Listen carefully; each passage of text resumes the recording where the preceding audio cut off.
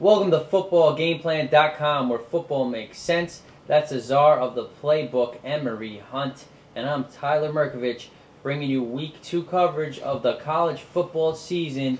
The USC Trojans travel to Columbus to take on Ohio State, who had a scare against Navy. But the thing is there, it's more Navy than it was Ohio State.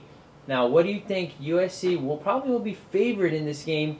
What do you think they need to do to go in there and take care of business? Get off to that USC start, number one. That's what they should do first and foremost. That big start they like to get out to, a big play here and there, jump out early on the team. And they did come out slow. They were down 3-0 to San Jose. They stayed in that first quarter. Normally when USC starts a game, they like to start off in a big fashion, come out big, score, and take the team's heart right away. Number two, continue that versatility. Spread that offense out. Spread the ball around. Look at a lot of different players. You know, your Joe McKnights, your Tylers, your Stephon Johnsons, those receivers out there. You know, there's a lot of good talent always, you know, at USC. So that will help. Let the freshmen work those pieces that they have out there for him to help loosen up the Ohio State defense. Number three, mix up the coverages on defense. That can confuse Terrell Pryor, especially with that Ohio State being mostly a run-dominated team. They want to run more than they pass, but they can't pass, and Pryor is a pretty good quarterback. He's athletic. He's a big guy when you look at him. He's 6'6", 230. But mix up the coverages. Do a lot of zone blitzes, a lot of cover fours, a lot of inverted cover twos as well too. That should help USC create a lot of those mismatches and help them get pressure on Pryor.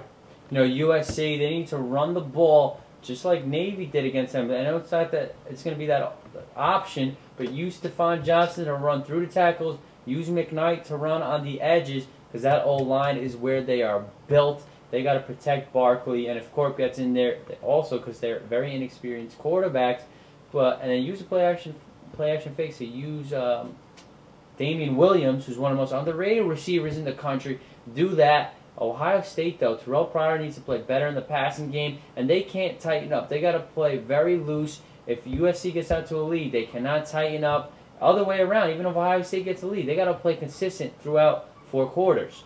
My keys to victory for Ohio State, they have to do a better job on third down. Against Navy, they didn't do too well against Navy on third down. They have to do a better job with that. Also, remember, Matt Barkley is a freshman. Ohio State, get after this kid. Make him pay for being the freshman starter at USC. First ever coming out to Ohio State. It's a tough place to play for a freshman. So get pressure on them. And the DBs have to keep their eyes on their luggage. Don't look in the backfield. Do not fall for play action.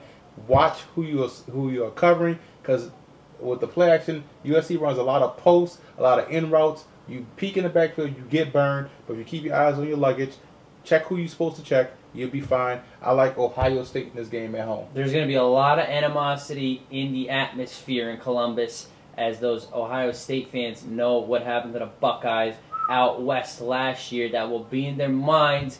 But the Trojans, by a last-second field goal, Tressel gets nipped.